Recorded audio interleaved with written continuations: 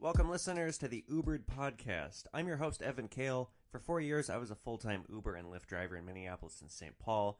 I gave more than 8,000 rides during that time period, and I wrote 2 books on the subject. UBERED, My Life as a Rideshare Driver, and the sequel, UBERED 2, are both available on Amazon. Since I launched this podcast just a couple of months ago, people are pouring out to me on social media and telling me how funny and how ridiculous they think my rides are, and they can't believe that I'm not making this stuff up. It was why when people would ask me when they were my passengers, "So what's the craziest thing that ever happened to you?" all this shit would flash through my mind, and I would struggle for an answer, because it's like, you want me to pick one thing? As I mentioned before, what I do for each episode in the planning is I go through my books and I find all the stories that fit the bill of a theme.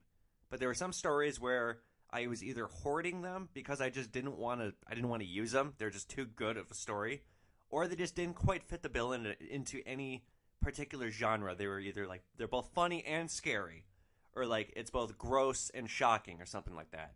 So for this one, this is a continuation of my greatest stories. I did Greatest Hits Volume 1 a couple weeks ago. This is Volume 2. These are the creme de la creme of the rides, although given what transpired, calling it like top-notch and prestigious creme de la creme is horribly ironic. But before we get into the nasty stuff, let's start lighthearted and funny.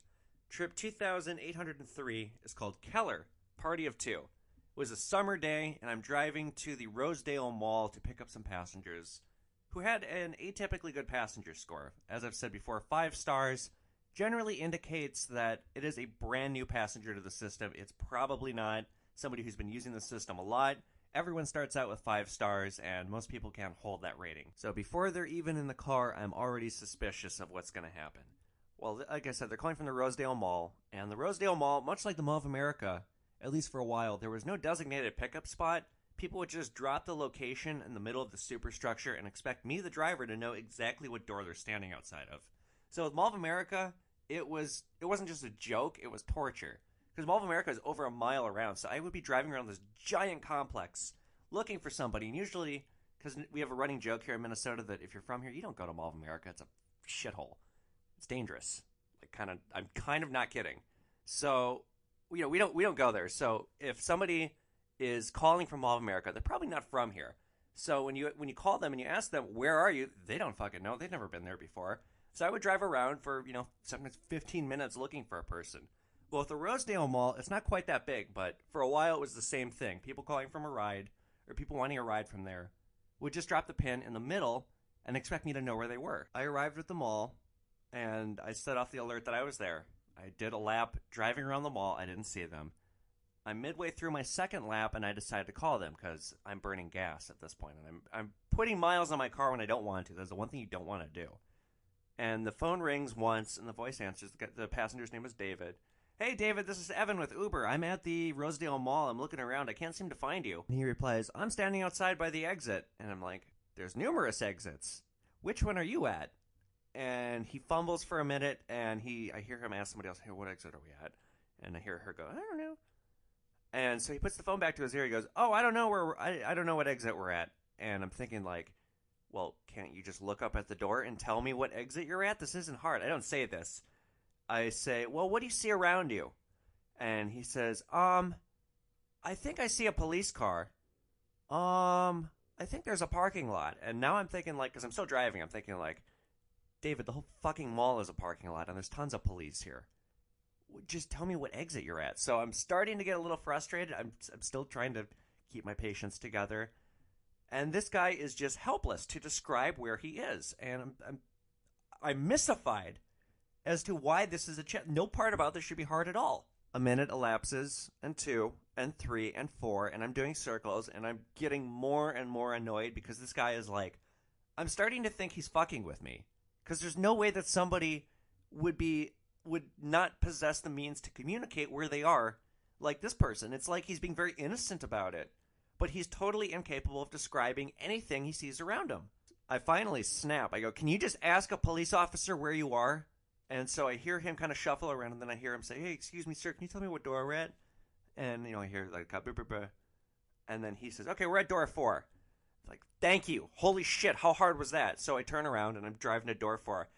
And I see 2 people standing at door 4, and they are exhibiting the most atypical body language of a person waiting for a rideshare car, because everyone kind of stands the same. Phone in the hand, kind of like, not facing them, facing out, so like whoever's like approaching them can see the light, like kind of standing around helplessly, looking around. But I notice each of them has a seeing eye cane, and as I pull up, I realize, oh, Jesus fucking Christ, they don't know where they are because they're blind. I am so going to hell so fast. Luckily, they're not Marvel superheroes. They're not psychic. They're just blind. So they couldn't read my mean thoughts, or like they didn't know what I had been saying about them before I realized that they were blind. So they get into the car, and of course, I have 180 on my attitude in a second. I'm gonna go to hell when I die. Na-na-na-na-na-na-na-na-na-na. That's a new song I'm working on. Not really. I will say, I am very artistic. I can draw, I can paint, I can act, I can do all kinds of theatrical stuff. I have martial arts abilities. I can't sing to save my life. I have no musical abilities whatsoever. When I used to work as a busboy at the hotel, they used to make me sing happy birthday to people, and it was like, oh, if you're going to make me the show pony, I'll be the fucking show pony. So I would sing happy birthday to you. Just like that, and it was in this like open atrium. It was like 10 stories up, so my voice would carry throughout this entire hotel when I would do this to people. Usually my goal was to embarrass people, but I once sang happy birthday to a 101-year-old, and she said I made her century. And then I took off her diaper and I ate her out. How's that for a visual? Okay, moving along here. Speaking of visuals, let's talk about profiling. So, profiling was strategic to me as a rideshare driver mainly because I didn't know where a passenger was going. The only tools that I had to best guess who was going to be the best passenger to maximize profits for my business was to rely on certain cues that I had come to spot as time went on as a driver. So, one of these cues was somebody rated between 4.7 and mid to high 4.9. That was the highest tier of passenger. That's a person who's probably not going to cause a problem. Another one was time of day or where they're calling from. There's certain bars I learned to avoid because most of the clientele have traveled down south to get a drink and they're heading up north to go back home. So these certain bars, it was like, if I do a trip from there, I'm going to get stuck someplace. So I would avoid certain locations like that. Other times, I would look at people, and I would try to kind of figure out who's getting into my car just based on what they're wearing, how they're carrying themselves, their body language. Like somebody confidently getting in wearing a business suit versus somebody who doesn't seem so confident in themselves, covered in tattoos, wearing black rags pretty much. They're probably going to be socially awkward and not tip versus the first person, the confident one in the suit, is probably going to offer better conversation and will tip me. And in all likelihood, will go to a destination that I would rather go to, like a bar in downtown Minneapolis or a hotel in a busy area, something like that. So I'm just giving here one example of countless examples.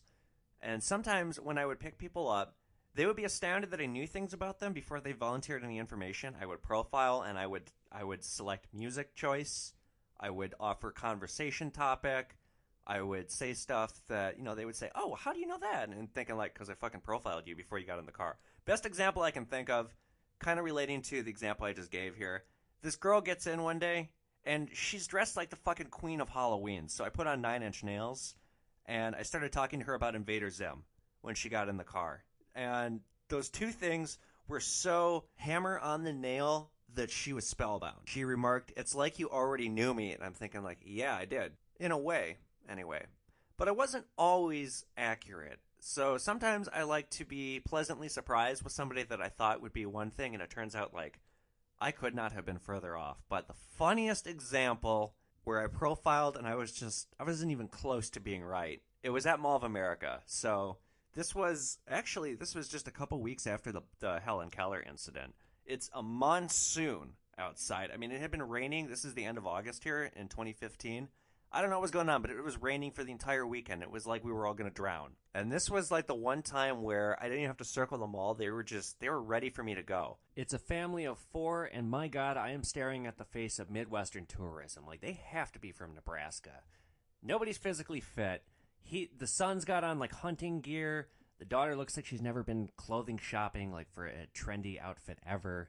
The husband's wearing a gross Kiss t-shirt. I don't remember what the wife was wearing, but They look like they were from, like, a cornfield, basically. And they pile into this car, and they smell like wet dogs. Like, they just smell awful. So I start the trip, and the destination is Shakopee, and I cringe. So my profiling is, yes, this guy's from the Midwest. He's probably never been to Minnesota. He's probably never used Uber because he's rated 5 stars. And he's probably going to be staying at the Indian Casino because, well, I can think of nobody else who would go to Mall of America willingly and then go back out to Shakopee unless it was probably some Midwestern trash who, when they were booking the trip, they said, oh, there's an Indian Casino in Shakopee, too. Oh, yeah, we'll stay out there. That'll be the perfect getaway. We gamble, we go to the mall. Better than the cornfield. For some reason, my Nebraskanite sounds like a Minnesotan. So the husband is sitting in the front seat, and I make an attempt to have conversation with him for about 3 minutes before I realize that I have absolutely nothing in common with this guy at all. And to carry on conversation all the way out to Shakopee is like going to be having teeth pulled. So after about 3 minutes, I basically just called it quits, and I gave up on the conversation with this guy. Meanwhile, as I'm driving, I had a good excuse not to talk because it's raining so damn hard, I need to concentrate. So as we're driving, I'm overhearing the family in back because this guy stops talking to me. Like, he picks up pretty quick. I don't want to talk. / also recognizes that we're going to have nothing to talk about. He's talking to his family, and I overhear the family's talking about farts. So this what I imagine to be this low-class family is fulfilling all my expectations with their conversation, because all they are talking about is farts and bowel movement. I can't believe what I'm listening to. Like, oh my god, you people are fucking savages. So we're driving out to this casino, and it's like a 30-minute drive, and as we're on the highway, a lime green McLaren 650S just shot past us. And you don't see a lot of cool cars like this in Minnesota. You certainly don't see a lot of cool cars like this driving like this in a rainstorm in Minnesota. I almost said a snowstorm. But I think to myself, I bet this family has never seen anything like that. And I looked to see if they saw it, and they saw it, but it didn't even register with them. So I think to myself, oh, that's right. Carnival people only hold shitty American cars like Mustangs sacred. So what they just saw probably didn't look like anything to them. It was probably just some funky colored piece of shit on 4 wheels. Certainly not a $250,000 piece of automotive art. So the bowel movement conversation descends into reminiscing of a family flu epidemic. Oh my god, these people had nothing classy to talk about to save their lives. It was just one barbaric topic after another all the way to this, what I'm thinking is going to be a motel. And what I'm imagining for a motel is getting smaller and shittier by the foot. But finally, we arrive all the way out on Shakopee. It's been about a half an hour of driving, and I kind of hate these people at this point because I have been forced to listen to so much shit that I don't want to hear. Well, we get off the highway, and again, I'm thinking it's got to be a motel. It's got to be a trailer park. It's got to be someplace shitty. No, when we pull off the road, we go up this long private driveway up to this great big mansion that has 2 back-to-back black Maseratis in the driveway. And I'm just like, I'm dumbfounded. I have nothing to say. The husband reaches into his wallet, lays down a $5 bill, says thank you very much, gets out, and the whole family goes into the mansion. And I just say to myself, what? Ugh. Wow. Okay. Lottery winners. That's what it is. They gotta be lottery winners. They certainly were not celebrities. So one question that I did get a lot from passengers was, have you ever driven anyone famous? And whenever they would ask that, I would kind of look around, like, look to the left and look to the right and be like, does this look like California to you? No. At least that was my answer at first. Now, I never drove anyone, like, really famous. But I did have an encounter with a drummer of a band. So the band is called Blitzen Trapper. And the story, or the trip, is trip 3128. It's called Rockin' Tantrum. This story took place on October 4th, 2015. And I know this because I just looked it up because I wanted to see when exactly it happened. So this was one of those nights where the whole evening was eventful. The evening started, one of my friends, basically he beat the shit out of his sister's boyfriend. So there was like a bunch of drama before I started driving. And then immediately the first few rides were either drunk people or this one bozo was at the St. Paul private airport. There's like a tiny airport in St. Paul. But they were calling me from the Minneapolis, like the international airport. And I burned like 40 minutes trying to be a good Samaritan and finding this idiot. And eventually they just like, I drove back and forth, like trying to find them, trying to figure out where exactly they were. And eventually they just canceled on me. So Yeah, it was a big headache. But then, so capping the evening off after a bunch of like colorful rides, like I said, and some creepy passengers along the way, and this like bullshit with the airport. There's a person calling Maria on Lyft from First Avenue, or I should say from the Irish pub across the street from First Avenue. Well, I pull up to the scene of an argument unfolding between a man and a woman, and I recognize the woman as my passenger because it's a Lyft ride, and Lyft, as I've said before, lets a passenger upload a profile photo versus Uber does not. So I can see this is Maria arguing with this guy. And the windows are up, but I can hear it's a very loud argument. And Maria like yells a bunch of shit and comes marching up to the car, and she opens the door, and then this guy is like basically crawling after her, and he's like, "Well, please don't leave me." And she goes, "Why am I so nice?" And she turns around, she goes, "Do you want to ride back to your hotel?" And he just kind of like mutters yes and whimpers and gets into the car quietly. She gets in on the other side of him, and there's salient bitterness in the air. So I don't know what's going on. I don't want to ask. I'm just going to drive. And she goes, "Okay, you're going to take him to his hotel. It's at the Hilton. It's like a mile away. It's downtown. I know where it is. And then you're going to take me to the address I have loaded." Well, I have music playing, and I'm kind of turning it up a little bit because I don't want to hear this. And I can't quite hear what they're talking about, but he's talking in a very defeated and whimpering voice, and she is just clearly pissed with him. So I hear him try to touch her, and I hear her slap his hand away, and then I hear him like try to do it again, and she snaps. She goes, "Stop it!" And I hear him mutter, "I don't know what I did," and she just goes, "That's the problem." Well, I turn the music up a little bit more because I really don't want to hear this, and we arrive at the hotel, and I pull into the lobby, and I stop, and I'm not looking back. I'm gonna act like I'm invisible, and so I hear him say, "Do you want to come up?" And she just is like, "No, get the fuck out." And then he says, "Why you gotta be like that?" And this woman just erupts on him. She yells, "Because you think women are property that you can just lay claim to. People have feelings, they have emotions. You can't just jump from one girl to another and expect everyone to lay down and take it. I was nice enough to buy you a ride home because I like your music. I truly hope you learned something tonight. Now get out." Well, now I'm looking, and the music is turned down a little bit. And I see this guy is like, he's aghast. He's never been talked to by any woman like this before. And he tries to mutter like, "What?" And then he just yells, "Fine, whatever." And he gets out of the car and he slams the door so hard I thought he was going to break the glass. And he goes storming into the hotel like I have never seen a grown man have a temper tantrum like this before. And so now I have a visual reaction on my face because this has gone from kind of pathetic to like, whoa, what the fuck? So I turned around and I'm just like, "Are you okay?" And she's shaking her head. She goes, "I'm so sorry. Do you know who that was?" I'm like, "No." She goes, "Do you know the band Blitzen Trapper?" And admittedly, no, I'd never heard of them.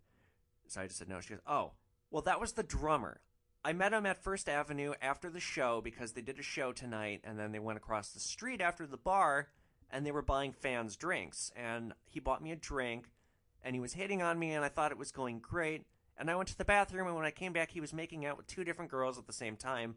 And then when he saw me, he shoved them both off, and he tried to come after me. So what you just saw was me walking out on him and him begging for me back." And then she goes on to say, "Honestly, I don't know if I can ever listen to their music again after tonight. That guy was such a fucking piece of work." Now, this was before the Me Too movement. I kind of wish it had happened a year or two later, like in the middle of the movement, because, well, I mean, if this woman had this encounter with this guy, it just kind of makes you wonder what kind of a track record he has. Now, that was kind of a heavier story, although it was a little funny. This next story is not funny. It's actually quite sad. And it's not my favorite story, but it's definitely the most powerful story.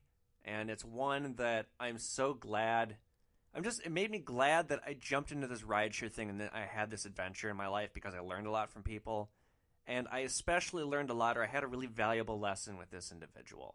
And it was a lesson in life and death. The trip is called the butterfly effect. So, and as I've said before, I have wondered so many times if all this was meant to be, or if it was just random events happening in an order that unfolded a story that was just crazy. I myself wonder and ponder and have for my entire life if God is real, if God is not real, if we are living in a simulation, if events are meant to happen as destiny, or if it's just chaos and has been since the birth of the universe. When astronomically impossible things would happen to me doing this, it did really reinforce me to think that maybe, just maybe, what I was living was some kind of a destiny, that everything really was meant to happen exactly as it did. I mean, come on. I got hit by another Uber driver on the 1-year anniversary down to the exact minute of giving my first ride. What are the odds of that? One time, while really bored in my car, I said, God, I wish I had some good drugs, and I looked down on the ground and I found a magical pill, which I won't elaborate what it was, but that was a previous story I've shared on this podcast. Again, what are the odds of that? It probably didn't help that I spent so much time sitting in my car between rides smoking dope and just thinking about this and thinking about it to death. I guess maybe I talked myself into believing that it was destiny of some kind. But in any event, just thinking about it was something that gave me food for thought for long periods of time. And one thing that really drove this thought home and made me think about it even harder was this encounter I had with this gentleman named David. So this was during my first year of doing rideshare. It was during the summer, and this was as I was preparing for my first degree black belt test, which I was taking very seriously, training for it between rides. So I had these Korean flashcards, and I was also working on a screenplay about martial arts at the time, too. So midday, as I'm working on the screenplay, I get a call from Target corporate headquarters off of Highway 394 for a gentleman named David. And I show up, and I find there's a guy waiting outside. He's bald, he's in his 40s, and he's walking with a cane. He sits in the front seat. And we are first going to Target to pick up his prescription. Then he asks if we can continue the ride and go to his house. He tells me that other Uber drivers have made a fuss about doing 2 stops. And I said, I'm at your disposal. I'm more than happy to drive you wherever you'd like to go. Just don't tell me you want to go to Chicago, because I'd rather not do that. Well, as we're driving, we're talking very personably. And I can tell this guy is just a very down-to-earth guy. Like, not just the fact that he's sitting in the front seat. This was also, it had been a week where everybody had been particularly rude or just had not treated me very well. And so this guy's kindness and his integrity and just the fact that he was like a genuinely nice person, it stuck out to me. And maybe it was the fact that he was nice and so many other people weren't. I was wanting for a passenger like this, so I opened up to him as well. Well, before I know it, we're having a really deep conversation about life and death and the universe, and I talk about my atheism and how I lost faith in Judaism and where I think the universe came from and that we're living in a hologram or a simulation of some kind. Like I said, it gets really deep and philosophical really quick. Well, he tells me he is dying of brain cancer, and his wife recently died of what sounded like the exact same thing. So his vision is going, like, he's not going to live. Basically, all doctors can do is make him comfortable. And so he goes on to tell me, we're talking cars. He just, before he got cancer, he bought this brand new bells and whistles Audi, and he's like never even driven it. It's just been sitting in his garage, and he can't even drive anymore because the tumor in his brain is like destroying his vision and making it so he's a danger to the road. I'm trying to be like as upbeat and positive and keep him laughing and steer the conversation in a positive light, even though I am enjoying this really dark and really serious conversation we're having. Anyway, so we get to Target, and he says, I might be a while because I got to fill a prescription. Take your time, I say. And he goes inside, he disappears. Well, I parked in the handicap spot because I wanted to get as close to the door for his comfort as I could. And I figured, come on, I have a terminally ill guy in my car. I deserve to park in the handicap spot.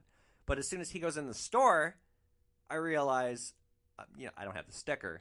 So there's some people giving me some weird looks. Like, I'm sitting on my laptop, and I look up a few times, and I see some people like looking at me, shaking their head. Well, then I decide, okay, I'm going to work on my martial arts a little bit. So I fold the laptop up, and I get out, and I start doing like kicks and punches and stuff in the parking lot in the handicap space.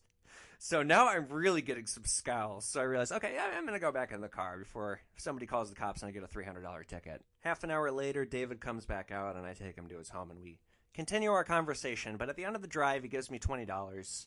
And just knowing that was it, knowing that would be the last time I would see him, and knowing that very soon he would be expired. In fact, like right now as I'm saying, this was about 3 or 4 years ago. So by his own admission, he is long departed, and simply having this deep human connection with somebody that is now no longer here, and this person impressing all this heavy shit on me, and just the fact that I had almost not taken this ride, and the only reason I had almost not taken it was he was rated 5 stars, which always kind of, like I've said, it makes you kind of wonder if they're a brand new passenger, because generally 5 stars were like the worst kind of people. And also, not only that, but to end up even in his vicinity. So like, I would get these rides, and at the end of the day, when I would be coming home, I would think to myself, you know, if I hadn't taken this one ride, I wouldn't have ended up over here, and then I wouldn't have taken that ride over there, which put me over there. So like, I would kind of try to trace the origin of my day and think of the one ride where it's like, okay, that ride right there, if I wouldn't have taken that one, this wouldn't have happened, and that wouldn't have happened, and that wouldn't have happened. And just thinking about that, this butterfly effect of being a rideshare driver, this, you know, if I take one ride, where is it going to lead me to? Who am I going to meet? What's going to happen? What's my story going to be at the end of the day? And am I going to come away thinking too much about it like I am now? I mean, even David said, when I give him my take on where I think the universe comes from and what it all means and the meaning of life and all that, even he said to me, he goes, wow, you must smoke a lot of pot. And I said, you got that right, but you're at least intrigued, right? And then he replied to me, I'll never forget this. He goes, I think you're too smart to be an Uber driver. So when I was in 10th grade, a man who was terminally ill with AIDS, he was in like the latter stages of having it. He'd had it for like 20 years. Came into our health class, and he talked about safe sex. But, I mean, really, I took it as a lesson of life and death. And this encounter that I had with David was kind of an updated lesson for me. It was just something, it was so powerful, and I'll never forget it. And also, it made me mad, too. I mean, this is the week where everybody's acting like a goddamn baboon. And the one nice guy that I meet is going to be dead soon. Now, that's why my tramp stamp says, life ain't fair. It's in tiny cursive writing. It's right beneath the big block lettering that says, property of Bob. I'm just kidding. I don't have any tattoos.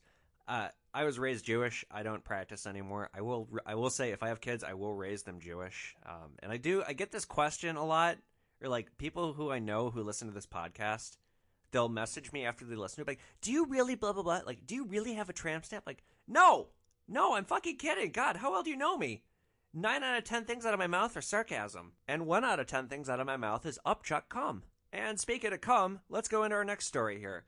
So the next story is called Catfish, and it's trip 2270, and it actually took place just a few weeks before this butterfly effect story with David. It's middle of the afternoon on like a Tuesday or a Wednesday in the summer, and I'm in Loring Park, and Loring Park is historically a very gay area. It's where the Gay Pride is always held every year in the Twin Cities.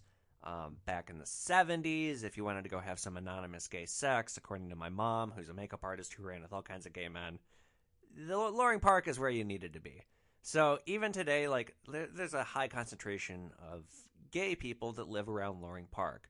Well, I pick up, the gentleman's name is Harbor. So I'm already looking at it a little weird, because it's like, Harbor's kind of a weird name. I pull up to the salon, and out comes the most comically flimsy gay little Asian dude I think I've ever seen. He's like 5'1", moving like he's made of glass. He just kind of delicately opens the door and inserts himself in the back seat, carefully buckles his belt, looks up at me, and I look at him, and when I look him in the eyes, the air leaves my breath. Now, my dad used to work as a private eye, and my dad has met hitmen, right? Through one avenue or another, he's encountered a few of them. And one thing that he's remarked about hitmen, he says, they've all got the same thing in common. They all have these dead, lifeless eyes. And so I'm looking into Harbor's eyes. And Harbor's eyes, he's got these fucking pale blue, dead, lifeless fish eyes. Like, they look like the eyes of a killer. But, I mean, they're in the skull of the biggest bitch I think I've ever seen. I mean, there's nothing even remotely dangerous about this guy. I could probably pick him up and throw him like a football if I wanted to. He probably would have liked that, too. So he looks at me and I look at him, and his expression just lights up. And he's like, well, hello there. And he reaches forward to shake my hand. But he's got, like, his handshake. It's not even a handshake. It's like presenting his hand simply to be touched. Like, I shook his, but he didn't even make an attempt to shake back. It was just like, that's how he shakes hand. Now, I could go into a long rhetoric about what I think about limp handshakes. I'll skip it. Just don't ever give me a limp handshake. My rule of thumb is when you shake someone's hand, you try to break their hand. There's a consistent compliment that I get in life is, wow, what a stiff handshake. What a great handshake. What a firm handshake. I'll just stick that hand up my ass, Evan. Okay. Anyway, so we're driving, and I'm like not engaging with Harbor, but he's wanting to talk to me. And he's on my shoulder like a parrot.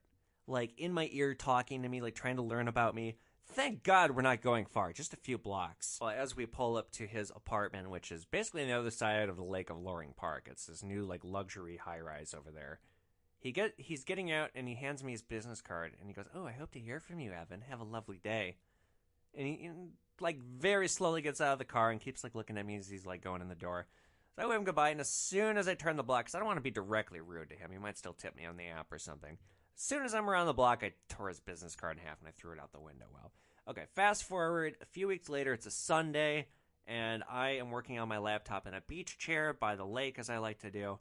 But then I get kind of sick of writing, and so I take out my phone and I go on Grindr, because, well, I'm going to get the math. So I'm looking around and I'm messaging people, and I'm so picky when it comes to Grindr, mainly because I have a million horror stories. And, well, here's where it gets interesting. So I finally match with somebody, or I find somebody that I like. And boy, did I find someone. This person looks perfect. They seem perfect. Like, I think I'm going to have a great match here. So we agree we're going to meet for a drink. It is suggested going to Loring Park at this one bar. Okay, cool. I'll meet you there in 2 hours. Well, I head down over there, and as I'm just about to walk into the bar, I get a text message that says, "I'm running late. I live above the bar in the high-rise. Why don't you come up? We'll have a drink here, and then we'll go down there." Okay. Seems a little sketchy, but okay. I can, I can defend myself. This was at the point where I had just got my black belt, so I was feeling rather confident in my abilities, and I had certainly been into strangers' homes before.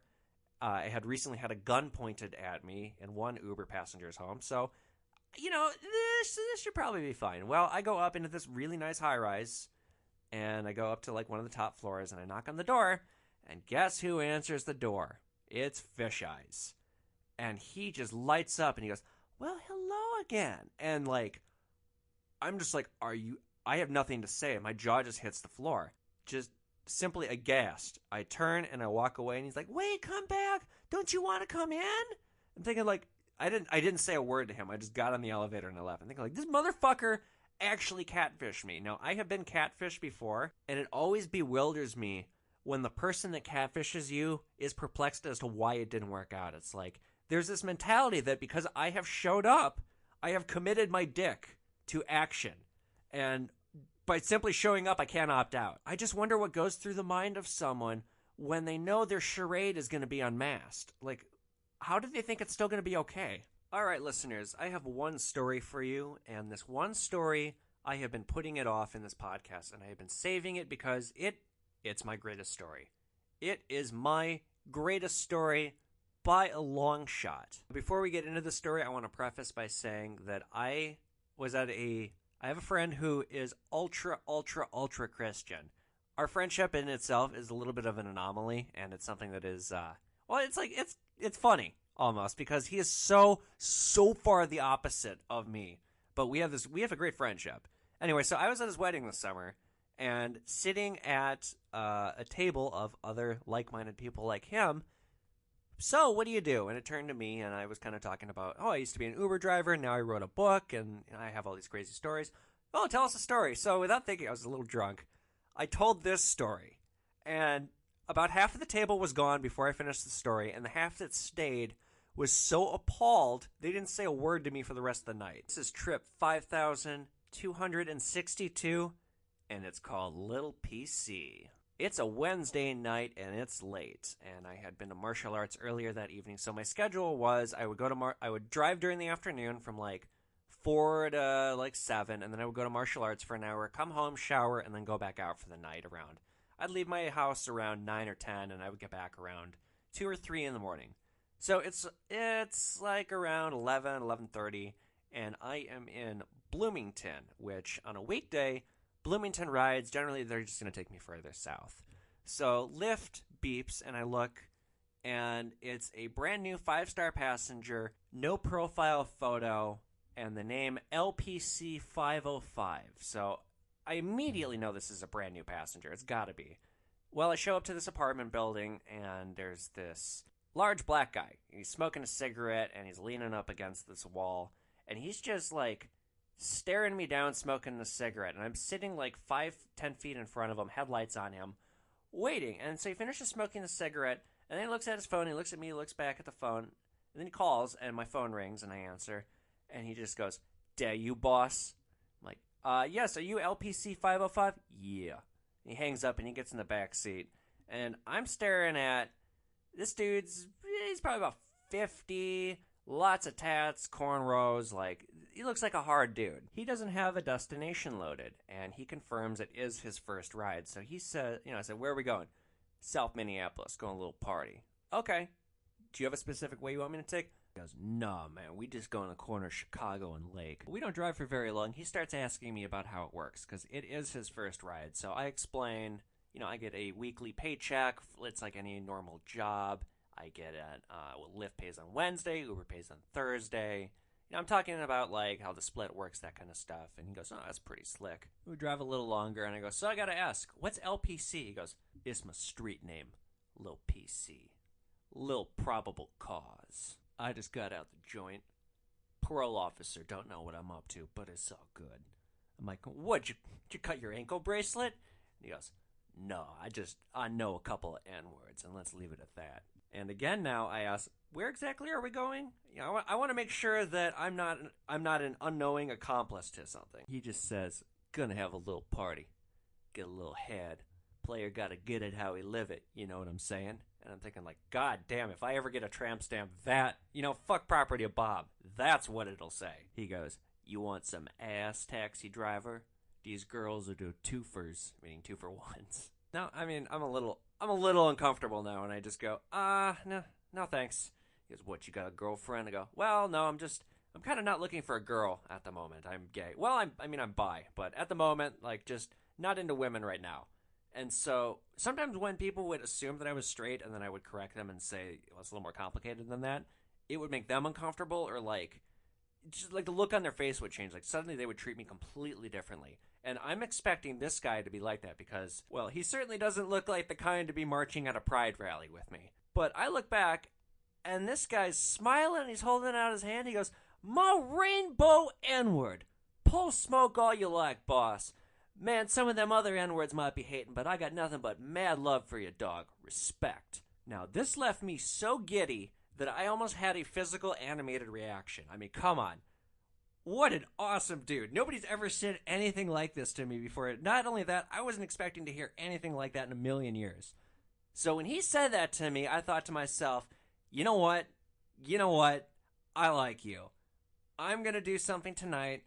It'll be a grand experiment, the likes of which I've never done on a ride before ever. I like this guy so much, I'm going to play yes man.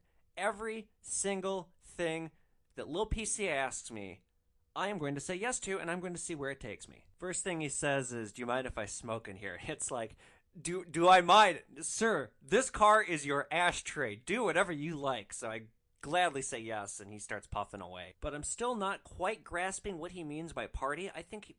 In my naive mind, I think he means a house party, right?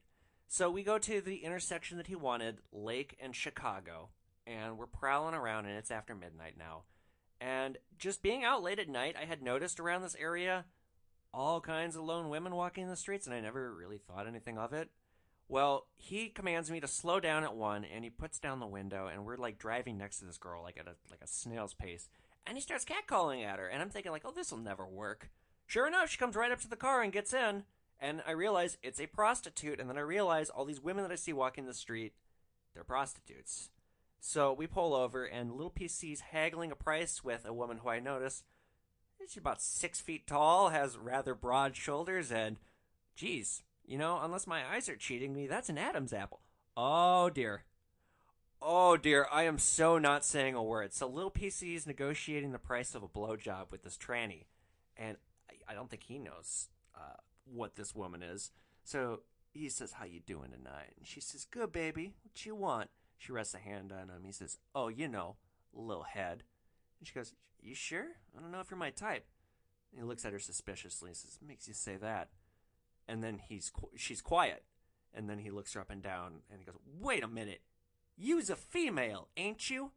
And she's like, excuse me? Although she might have said, excuse me. And then she goes, man, fuck this. And she just hopped out of the car and slammed the door. Goes scuttling off into the night. And so I kind of clear my throat to go, yeah, man, I wasn't about to tell you what to do, but that was definitely a dude. And then he leans forward in my ear and goes, fucking say something next time. And then I look down and I notice he's sliding me two $20 bills. And he goes, let's keep looking. And it's like, okay, I was going to say yes no matter what, but the fact that you're giving me money now too cues me to just how much indeed I like you. So I just say, you got it, and we keep driving. And we go just a couple more blocks, and he doesn't really see anything. And he goes, maybe I should just give up. And then I say to him, well, I'm down to keep looking. And it's like, now that I realize that he's a tipper, I want to rack this bill count as high as I can, especially because I'm being paid on time and distance too. So just driving around, keeping the ride going, it was in my best interest. So he agrees on one more lap, and we pull back onto Lake Street. And he spots this woman walking the corner, and he commands me to pull over. And he puts down the window, and he cat calls at her. And she gets into the car, and she goes, hey, sugar, what'd it do? And this girl's thin, fair-skinned. She's got a short afro, but her face was like kind of saggy and distorted. And I'm thinking like, oh, she looks like a hooker. So Lil P.C. says, looking for a little something. Hook me up with some head, maybe. And she goes, who's he? She's pointing at me. And he just goes, that's my driver. And I just say, don't mind me, ma'am. And I'm thinking like, okay, I'm going to play the invisible game. And so she says, okay, how much you thinking? And he goes, 20. And I'm thinking like, God, it goes to show you what he thinks of these women if he's giving me double that just for driving them. She gasps and she cries, $20? I was thinking like 50. And he goes, And then he goes, let's drive. So I turn on the engine and I pull off, and the two of them cuddle up and back, and they're exchanging like incoherent mumbles. And meanwhile, Lil PC occasionally just says like left or right. So 10 minutes of cruising around, and we're suddenly in a Burger King parking lot, and it's after 1 a.m. Well, waiting for us in the parking lot is a Chevy Malibu with 24-inch rims, and I park next to it. I kill my engine. Lil PC and the girl exchange some words, and they get out, and the back door in the Malibu opens. And I'm thinking like, eyes forward, peripherals only, because one wrong move here and this could go south so fast on me. So I'm like kind of trying to steal glances out of the side of my eye, and the driver of the Malibu stepped out and lit a cigarette too. There's these two super shady white dudes. One of them's wearing fucking sunglasses at 1 in the morning. The other one's got his hood up, and they're talking to Lil PC. Lil PC hands him some money, and then he gets back in the car with the girl, and he says, we're going to make another stop. And so the two of them keep mumbling and kissing, and like, it's like the sound of them kissing, and it's kind of starting to drive me nuts. Well, we pull up to this rambly, shady little house in South Minneapolis with a chain link fence, and the two of them get out and disappear in this house. And Lil PC tells me, we won't be long. So I'm thinking, like, okay, maybe I should pull the plug here. This is getting kind of sketchy. And then I think, no, this is getting interesting is what this is getting. 10 minutes later, they come back out, and they get in the car, and Lil PC commands that I keep driving. And a lighter flicks to life, and suddenly it smells like burning glue. And I realize, oh my God, they're fucking smoking crack.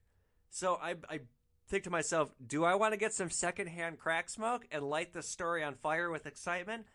No, because knowing me, that's how I'll start a crack addiction. So I bury my nose in my sleeve as I'm driving, and I pull over when this girl starts going down on him, because it's like, okay, I'm not gonna sit here as they're hooking up. So I get out of the car, and I go about 10, 15 feet away, and I'm just leaning up against a tree, waiting for them to finish. And then maybe 2-3 minutes goes by, not even, and I hear arguing coming from the car, and the door flies open, and this woman just jumps out of the car and goes running away.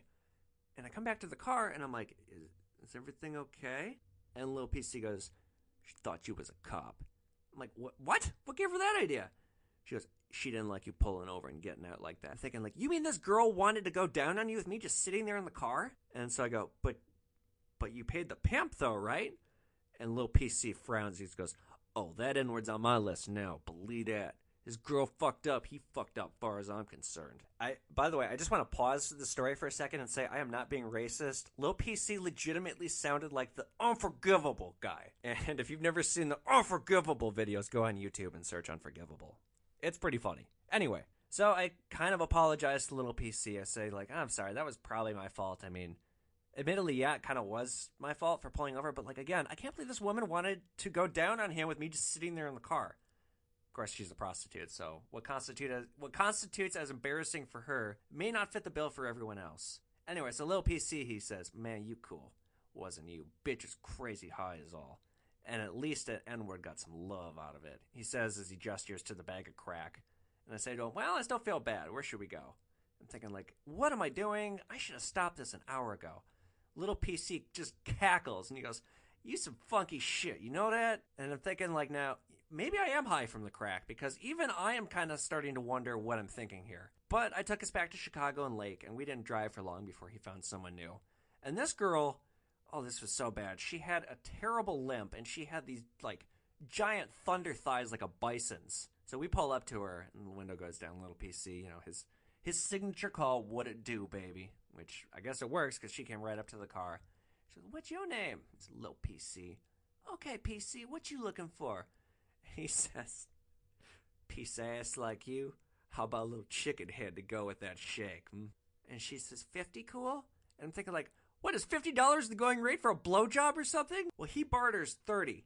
She settles on 40, and she says okay and gets in, and then the crack smoking starts again. Like, we didn't drive for very long before they started lighting up the crack, and I pull over, and I just announce out loud, "I'm going to grab something out of my truck and chill over there for a little bit, and you guys just let me know when you're finished." I dig my one-hitter ceramic cigarette out of my trunk. So I'm just sitting on this park bench smoking, thinking like, oh, this is so fucked up on so many levels. But in a way, it was kind of precisely what I was hoping for. So right as I turn around, my car door opens, and the girl leans out, and I see her spit, and then she calls to me, "Okay, baby, we're ready for you." And I get back to my car, and I find Lil PC is very sweaty. And this girl's doing her makeup, and he slides me another 20, and he commands me to roll around.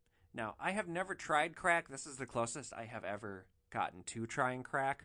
I will say scent and memory are linked, and I kept thinking about... So I used to do this game called Warhammer. I think it's still a thing. You build these figurines. They're really expensive. You glue them together, you paint them, and then you play a really complicated strategy game with them. And, well, it took a while for the glue to dry.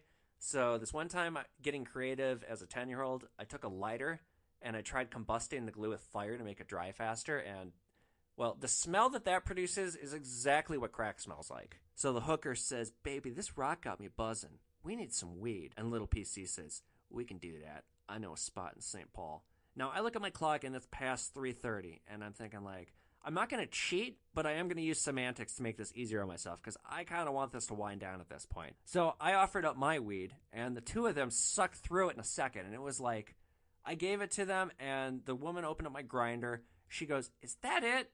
And the two of them burned through it in like, and you know, it wasn't nothing. There was at least 2 grams in my grinder. But I just kept thinking to myself, who looks a gift horse in the mouth like this? About 30 minutes after initially picking her up, she starts complaining she wants more money, and Lil PC's like, "Baby, I gave you bread. Why you gotta be like that?" And she goes, $40 buys you an hour. Either pay to play or drop me where you got me. Which I will say, what an awesome line. So he sighs and he goes, "All right, take her back." So I take her back to the corner of Chicago and Lake, and she gets out. And he goes, "All right, one more girl." And I'm thinking like, oh my God, how do you still have stamina? Jesus Christ. Again, I'm still not going to cheat, but I am going to make this easier on myself. I'm going to cheat a little bit. So I say, "Okay, I'm sorry. I'm getting very tired. I'd like to go home soon. Is it okay? We'll pick up one more girl. Is it okay if I drop you guys off somewhere?" Fine. So we roll around for not very long. And the sun, by the way, now, the sun is starting to peak over the horizon. Well, we find a woman. She leans into the car. And my God, I've used this analogy twice, but this woman looked more like it than the first woman I used the analogy on. It's the monster from room 237 in The Shining, peering into the window. Is shoot up and spit out white hook. You know, come to think of it, this might have been the same white hooker that I drove and was telling the story about Gross Part 2. I've never made that connection before. No shit, it actually might have been the same hooker. Wow. Okay. Wow. Mind equals blown. So she peers into the car. "What it do, sugar?" Gets in, and now I'm thinking like, okay, Lil PC, like, the first 2 girls were young. This one is like old and chewed up and spit out looking. Like I said, it looks like a fucking monster. Well, I don't drive them for very long, and I pull over in an alley and I let them both out. And Lil PC shells out a few more bucks, and he adds, "Man, you cool as hell." And he gets out. And so with that, they were gone. And it had been a 4.5-hour ordeal that entailed 33 miles of driving. I hit the end trip button, and I got the most ironic possible payout number. $69. So all told, Lil PC tipped me out $85, and the fare paid me out $55 after Lyft's cut. And minus the $15 I'd spend having the interior clean, because fuck it, needed it. I netted $120 for the fare, and I managed to collect one hell of a story. A story that, if you ever find yourself at an ultra Christian wedding, you probably shouldn't tell other guests. And with that, I've done it. I have told my most incredible story. And it's all downhill from here. I mean, not really. I actually have many, many more stories I'm still going to share with you guys. But, there is just nothing that wild of a story that I have. Although, I will say it is It is slightly artificial because I did seek it out and I could have said no at any point, and the simple fact that I kept saying yes is precisely what made it so crazy. But on that crazy note, we are going to end. This has been Greatest Hits Volume 2. I'm your host, Evan Kale. Please read my books, Ubered My Life as a Rideshare Driver, Ubered 2, and Wolf in the Jungle. They're all available on Amazon, or if you live in the Minneapolis-St. Paul area, they're all at the Hennepin County Library. You guys, I'm going to be doing a Q&A on the final episode, so please direct message or tweet your questions at me, or use the hashtag UberedPodcast. Subscribe to the show, and please be sure to rate it on iTunes or Stitcher or wherever else you're listening to this podcast. Listeners, you have been Ubered. I'm Evan Kale, signing off.